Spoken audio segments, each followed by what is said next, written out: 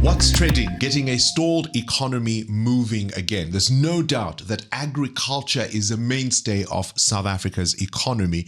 Simply put, if there's no food, we don't eat, we don't survive. I'm joined by an eminent agricultural economist, one of the president's advisors, Wandile Sihlobo. Welcome to our series of conversations. Thanks for having me on, and thanks for the kind introduction. I suppose we can look at many things that are affecting agriculture from a South African point of view. Broadly speaking, what is the temperature of the room? And you can think the power challenges that we have, you can think the logistics issues that we have, you can think about where renewables are going. What is your temperature gauge of South Africa's agricultural sector? Yeah, I think you can look at it in two ways. Because if you think about the sentiment to say, what are the confidence levels? How are the people feeling like that are in the sector? Right now, there's a bit of despondency. We actually measure that by what we call the Agribusiness Confidence Index. The results of that for the second quarter of this year, they show that there's really subdued sentiment. And it's been like that since about the last quarter of last year. And I think the key drivers are some of the things that you are alluding to. If you think about the load shedding, you think about municipalities that are not working, water infrastructure, rising crime in rural South Africa. Those are all of the things that are keeping folks in a bit of a jittery mode right now in South Africa. So let's unpack them one by one, if you will. Load shedding, what is that? How has that impacted the agricultural sector if you think about the additional costs that one would imagine are associated? Yeah, I think with that, Bongani, one way of appreciating that is really looking at the South African agricultural sector and saying who's using much electricity in there and what exactly are we doing? If you think about our fruits and our vegetables, 100% of that is under irrigation. And you think about what we call field crops, your maize, soybeans, sugar, about a third of that is also under irrigation. So that's the one part where if you have interrupting electricity supply, there's always pressures there. But I mean, you've seen all over the news in South Africa, the poultry farmers, you think about the dairy farmers, those are some of the component of the people that are under pressure. Now, in value terms, though, you could make a point and say roughly 2/3 of the income in South Africa's agriculture is related to electricity. So the interruptions that were happening because of load shedding, those are the people that are sitting in an uncomfortable position. Have many farmers, never mind absorb these costs, can they come up with alternative power sources? I think they have tried to make some means because, I mean, as we speak today in South Africa, which is for 2023, we have the third best agricultural season. So the supplies are there, food security is intact, but all of this has come at a really heavy cost because then dealing with load shedding and thinking about how can you still progress with your production without shutting everything down? And then they have to spend a lot of money on diesel.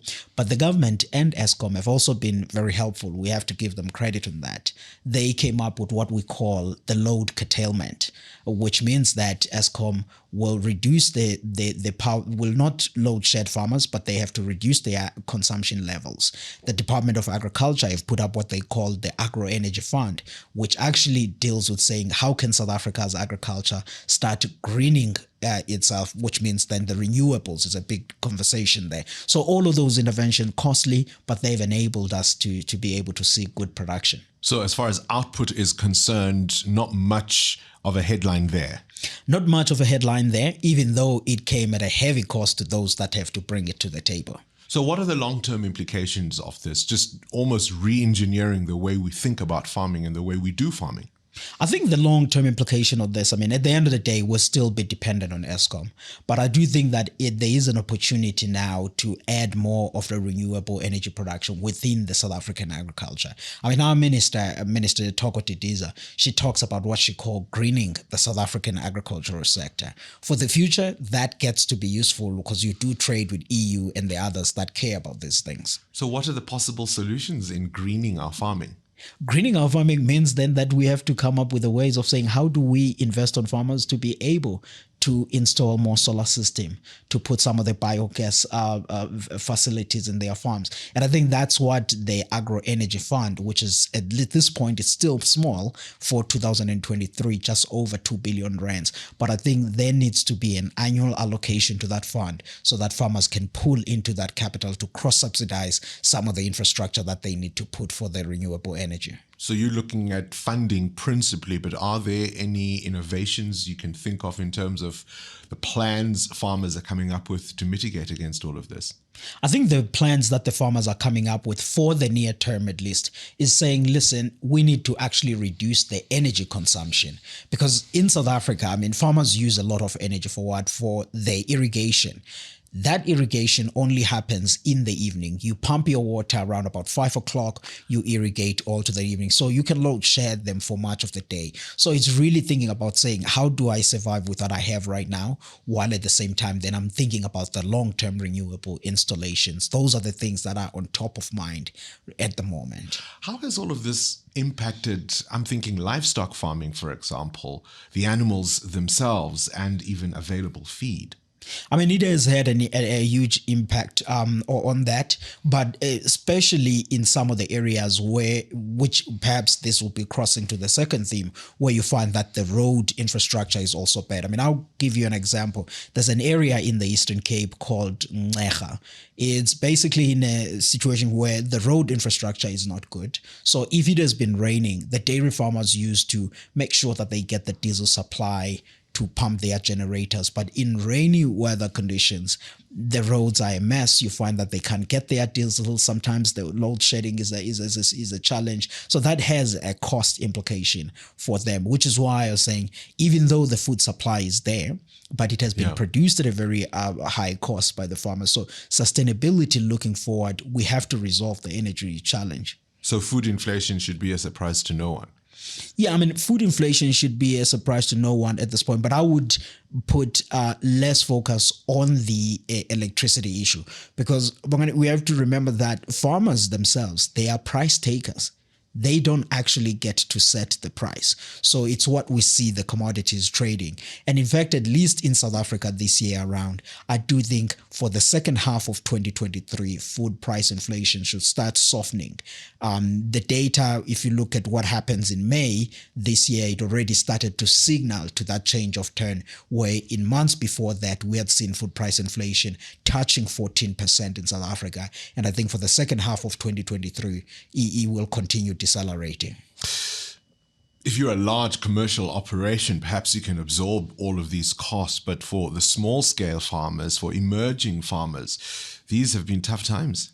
These have been tough times, but I think that agro energy fund that I was talking about, it's set up in a way where the ministry says, if you are a big farmer, they will subsidize 30% of your installation of your renewables. But of course, that is kept to a certain amount in rent terms. But then if you're a small farmer, they can cross-subsidize about 70% of that. But even still there, it's fixed to a certain term. So if the installation of the energy supply is expensive, that puts the cost limitation, which is why I think the Department of Agriculture and some of the other players in the finance space, they really need to be thinking about innovative financing way for the energy installation in agriculture. In terms of weather cycles, I mean, these have been some of the rainy years. Are we, in a sense, lucky, if I may put it, that we are dealing with this challenge, at least when the rains are good? I mean, you've hit the nail on the head, because imagine if we were dealing with weather conditions that are like this in years like 2015-16, which were the drought years. This time around, we are dealing with this in a period where we've had about 4 consecutive years of heavy rainfall. So this has been really helpful to us on ensuring that, at least with the power cuts, we still have some natural moisture to continue with our activity. So if in the coming El Nino years, the cycle of course changes, we better get our act together as far as power is concerned. That's my biggest worry, by the way, now, to say, given we irrigate all of our fruits, all of our vegetables, if then we hit the El Nino and our power supply and the renewables that we're all thinking about is not yet intact, then that's going to be the major concern. Because remember, think about it, in January 2023, we had one of the difficult periods of the episodes of load shedding. But somewhere around about February 2023, there were all of these good rainfall, which suddenly all of the farmers that were tweeting pictures of soybeans drying up were helped by the rainy season. Now, if we don't have the blessing of that good rain, then we'll have some big challenges. We're obviously also emerging out of the pandemic period. How hard did that hit us? The pandemic has been difficult, but I think for the agriculture and the food production in South Africa, one of the things that has been a blessing is the fact that this is a sector that was allowed to pretty much operate. It was viewed as essential, and that was helpful. And it actually shows even on the performance of this sector. You think about year 2020, the gross value added numbers in agriculture, it was growing about just over 14%. You think about 2021, the sector grew at 8.8%, 2022, 0.9%. So that shows that there was good performance. For farmers though, specifically grain farmers in South Africa, they benefited because, Bongani, think about it, that period, you may remember that we were having all of these good yields because of heavy rains. But at the same time, if we were looking globally, commodity prices were high because of droughts in South America, higher demand in China, and later wars in Russia that pushed prices up. Now, if you're a South African farmer, you have higher large harvest, and the higher commodity prices. So that was really good for the grain guys. But if you were in other sectors like livestock or in fruits, you did experience some difficulties. The wine farmers also experienced some difficulties, at least during the lockdown periods. It was very hard, and I would say they haven't fully recovered even now. And if you think about it, this year, the Western Cape has experienced some difficult challenges. In June, heavy rains in the Western Cape that have disrupted infrastructure. And of course, in some of the other fields, there was still some bit of damages. So that province hasn't fully recovered. It is also why when there were increases in minimum wage and the other things, you heard a lot of people from the Cape complaining. So the cost pressures are still a big issue in our wine industry. What has agriculture learned then from the pandemic period in terms of agility as a sector? I think what we learned during the pandemic was the source of working together. Because what assisted South Africa's agriculture at that time is because you had Transnet on a speed dial, you had the ministry on a speed dial, you had all of the commodity organization on a speed dial. So we're all thinking to say, okay, if there is a stoppage here, we needed to do X, Y, Z. How do we resolve those problems? But I think as we come out of the pandemic, focusing on other problems and not really keeping that close cooperation, as that will be a challenge. And I think we need to go back to putting that close cooperation in place to support any other growth agendas that are on the table. Because, of course, our logistics challenges are still a major headache for exporters. Logistics are still a major headache for exporters. And I think, Bongani, do appreciate that is also the fact that South Africa, with all of its challenges, we are exporting about 51% of what we produce in value terms in agriculture. That is just few notches below $13 billion of agricultural products. These things are perishable. They have to go out to export markets within a certain period. And when we look forward, say, for the next 7 years or so, we're expecting to see the produce in agriculture even increasing, some by 50% of what we're producing in 2023. So the logistics are a part and parcel of this, and they need to be very agile, which is why that interaction with Transnet is very important. You'd be forgiven. I mean, I'm listening to you in terms of the volumes that you speak of. You'd be forgiven for thinking from a perception point of view, agriculture is not treated as the sexiest of sectors in this economy, and yet its contribution is absolutely enormous. I think it is why you and I are having conversations like what we are having. Because you have to ask yourself, who's sitting in agriculture? How much information do South Africans really know about agriculture? And this is not to be reductive, but we have to think about it, that the mining industry, we know about its commerce, about its value chain and everything else. How much do we really know about agriculture, except some having a little bit of more familiar with the smallholder farming method and not maybe as deeply engaged with what on a commercial industrial farming looks like. But beyond the farming side, we also have to appreciate that there's a backward and forward linkage in here, which involves services that are needed by agriculture, certain processing that is needed in agriculture, as well as the certain inputs that are needed in agriculture. That on its own is a sophisticated and very deep chain. But to be reductive, agriculture is essentially how we survive. It is essentially what we Absolutely. eat. How much is this, therefore, a legacy issue in terms of our complicated history in South Africa? I think it's part and parcel of that. I mean, I can even make an example of myself in here, in a sense that, I mean, it was only until really I got to university where you have a full understanding and presence into a commercial scale part. I come from a part of the Eastern Cape, which is the Transkei region. Much of what's there is a smallholder farming stuff that you see. So if you're growing up in an environment and then you're not really seeing the fortunes of the commercial agricultural side, you may be hesitant on getting onto that. But I also think that the conversation that we need to be having beyond that is actually talking about the value that people can generate out of the agricultural sector. Once there's a clear understanding of that, we begin then to think about this as a serious business, somewhere where people can have a future. Are we investing enough? And if I'm thinking of even agricultural colleges and that kind of pipeline of emerging young farmers of the future, are we investing enough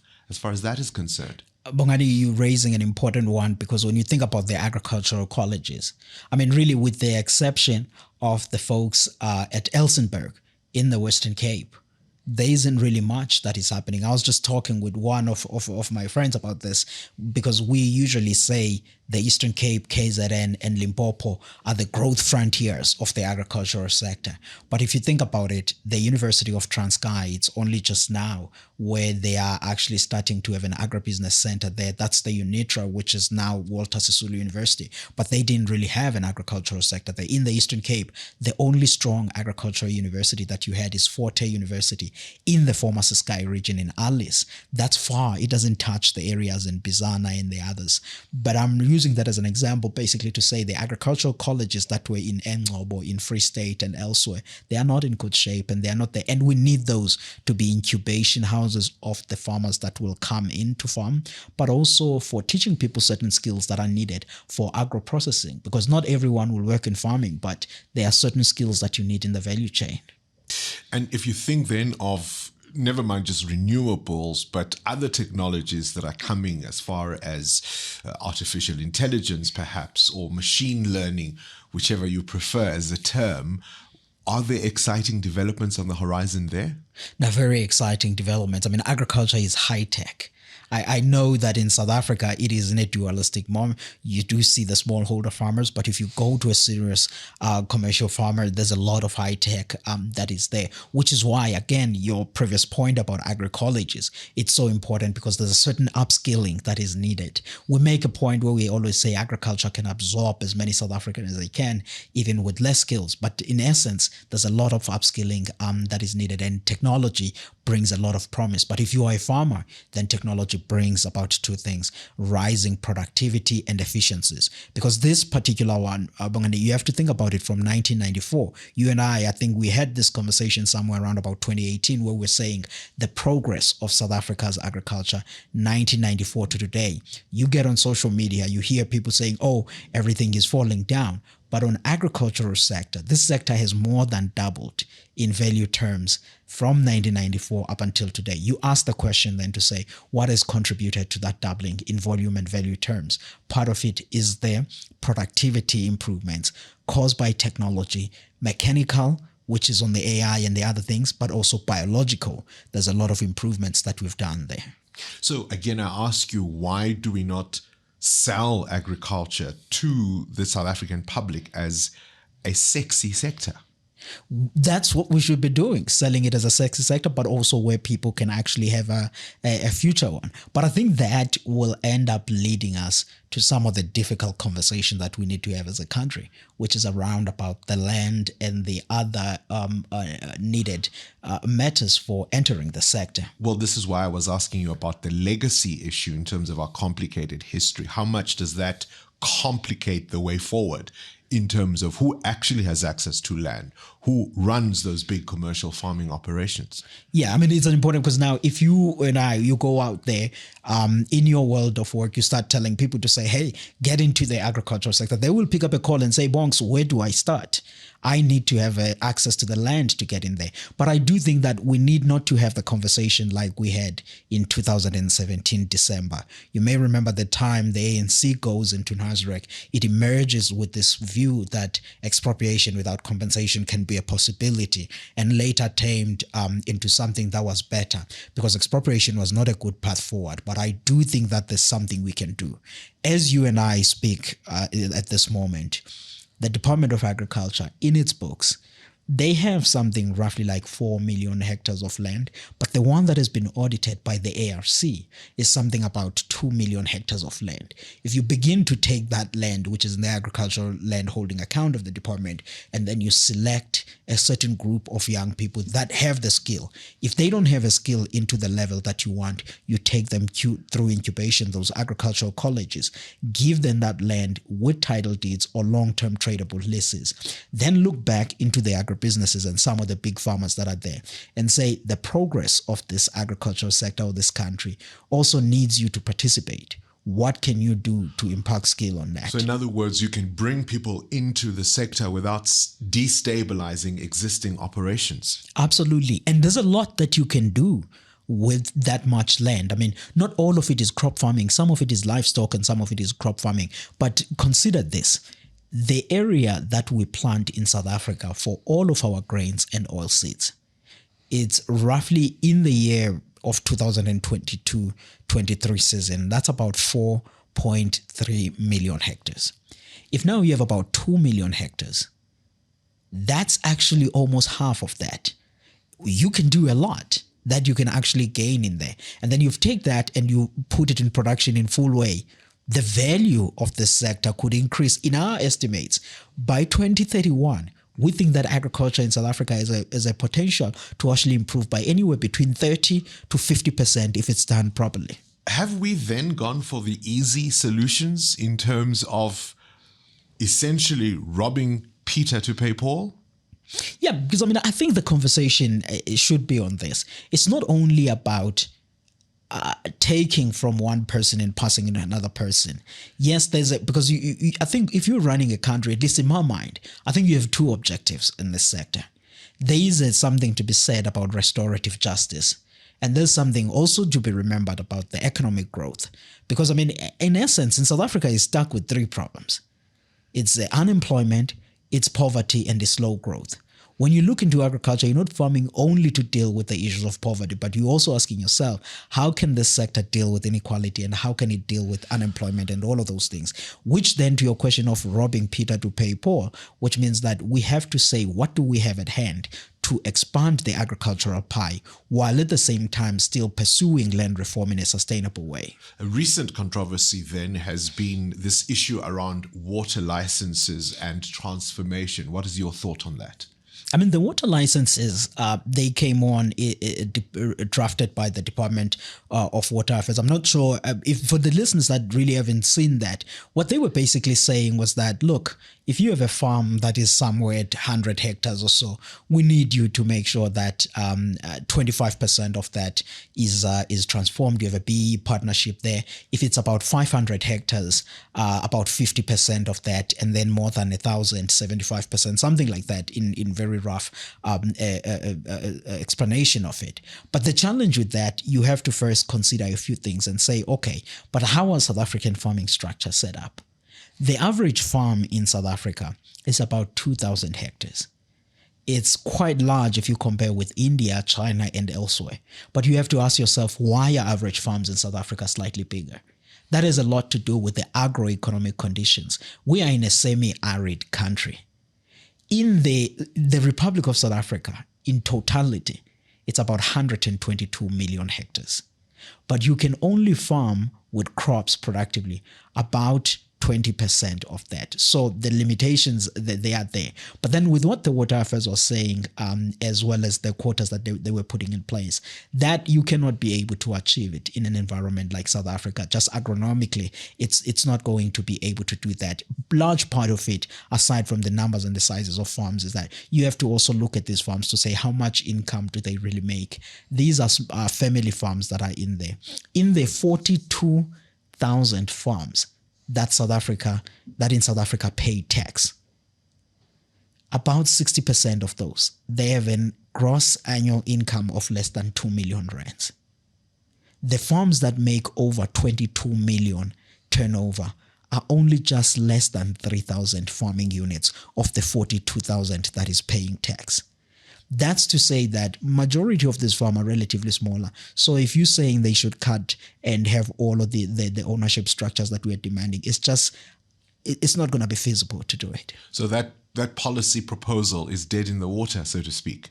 Yeah, it's not going to be implementable. We have to be thinking about to say, what should we be doing? What you should be doing is investing a lot on the water infrastructure. Let's talk about the role of local government as a support to agricultural services across the country. Many farming communities obviously dealing with smaller municipalities where all sorts of things are going wrong.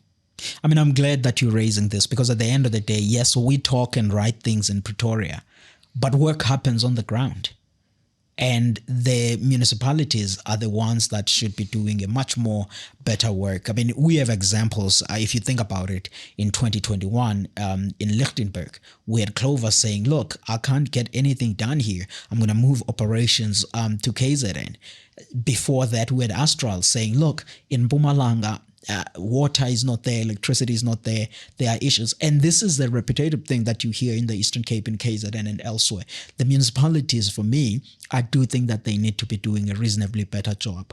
If anything, they actually undermine the economic policy and the economic reconstruction that the presidency put in place. Most of the time, it is undermined by the inabilities of the municipalities to do their part.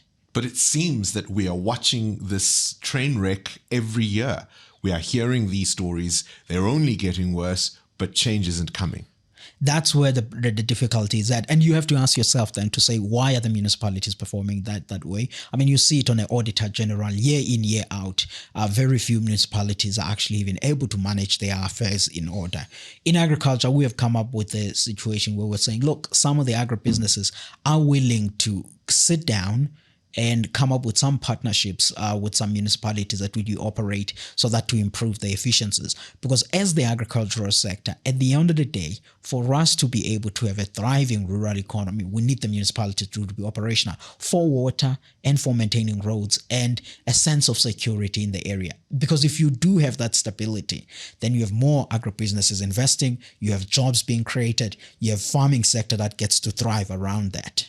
Then there's the labor unrest issues. I'm thinking of Denny mushrooms, for example, and that disaster in terms of allegedly workers possibly being involved in an arson attack, and they simply said thanks but no thanks, and they're not continuing that operation.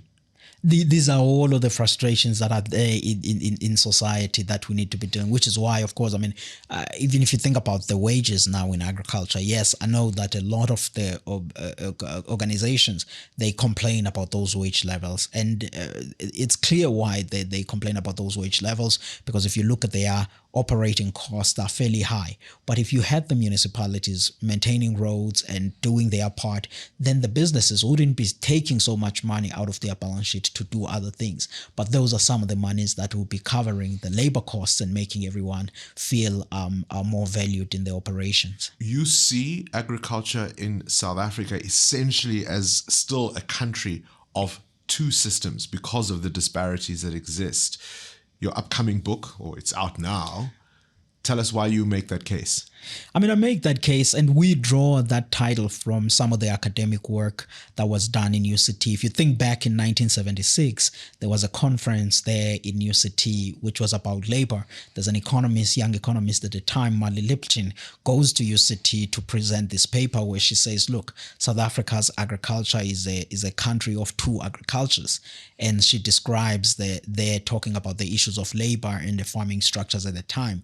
But if you look at South Africa today, we still have a large-scale white commercial farmers and a small-scale black farmers in there. And I mean, you look at the overall production of agriculture in South Africa today in 2023, black farmers are still producing something between 10 and 15% of their overall commercial output. Now, if you're thinking about building a stable country where the political economy of rural communities is stable, that's something that we need to change, to say, how do we grow a certain class of commercial black farmers? But then there's needs not to be understood in what I see in the social structures in South Africa happening, whereby whenever you bring about the topic of transformation, people think you are talking about taking from a white farmer and giving to a black farmer. But you can actually transform by growing the agricultural pie, getting all of these lands that are underutilized and putting it together and doing land reform in a more innovative way so that we can stop having this country of two agricultures. But of course, it's not only the issue of land reform being slow. There's a number of corruption and inefficiencies in government, and to an extent, even within the private sector. These are all of the things that we need to be dealing with. Have we had an honest enough assessment about those inefficiencies, about corruption within the state apparatus in terms of the land reform programs and processes that are underway?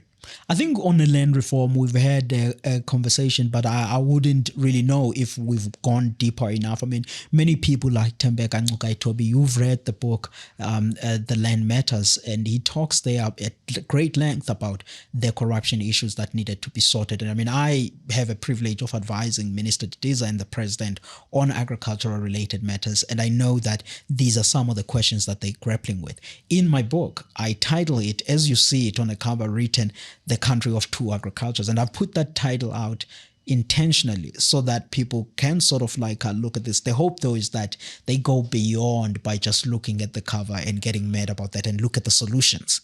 How nervous are you that in an environment where we are looking for scapegoats, where people are looking to say, I wasn't responsible, and they don't want to take accountability, that we're going to go the populist way and look for easy wins?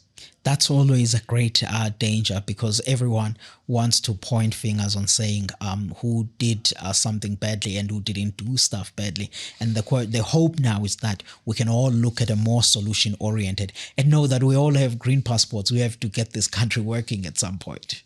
Gaze into your crystal ball. Where is the agricultural sector 15, 20 years from now? I'm talking now with renewables, with tech coming in, with this transformation conversation that is so necessary.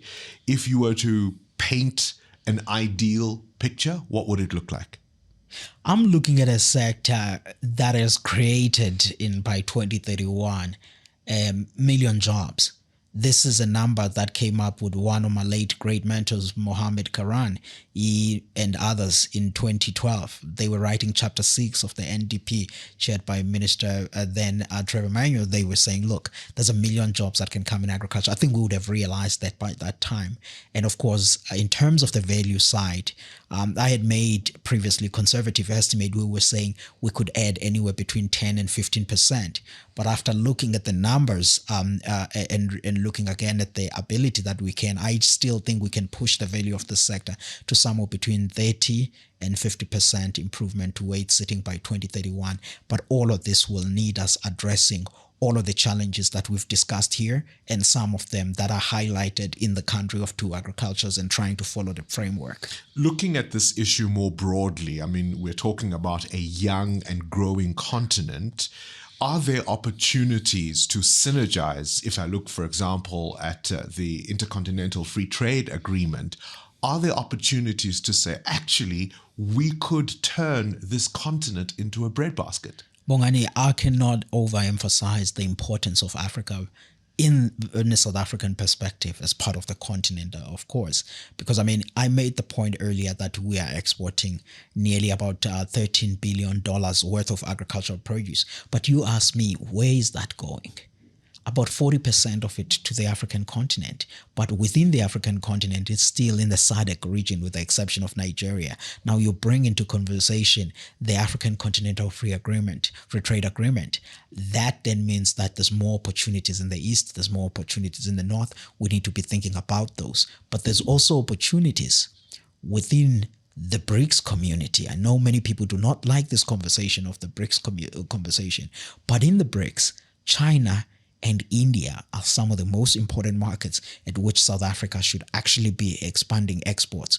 And you will appreciate this with the understanding that South Africa's agriculture is export oriented. We are exporting half of what we produce. That means if we talk about growing the production, we also have to put the same energy on the exports of saying where in the world should we be sending these products to. So gosh, if we get power right, if we get Transnet right, if we get labor unrest and security issues right, if we get municipalities working, this really could be a dynamic sector. And young people will be bringing technologies that are needed to improve productivity, lots of opportunities in the value chain, and even for scholars to study and do something in the sector. So it's really an important one. From your lips to the president's ears, and I hope he is listening as one of his advisors. Perhaps one of the takeaways from all our conversations is a hopeful future. The idea that we need to get heads in the same room, collaborate, and map out a clear path to how we're going to get there. It can be done.